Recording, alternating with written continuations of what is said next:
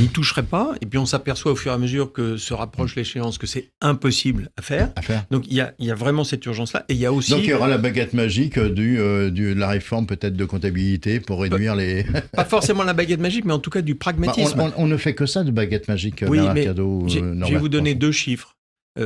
MaPrimeRénov' a été annoncé comme un succès. Et c'est vrai qu'en volume et en nombre de dossiers, on peut considérer que c'est pas si mal que ça. Par contre, le ticket moyen financé par MaPrimeRénov', c'était moins de 6 000 euros. Et la rénovation lourde d'un logement, on sait que c'est autour de 50 000 euros. Ben, tout le monde ne peut pas financer le delta entre ce qui peut être attribué et ce qui doit être fait. Je pense que ça passe par là. Il y a bien sûr la notion de calendrier, mais il y a aussi la notion d'un dispositif global de financement de ces travaux-là, parce que c'est absolument vital. Il y a plein de gens qui voudraient et qui n'ont pas les moyens de le faire. Il n'y a pas de baguette magique, excusez-moi, Marc.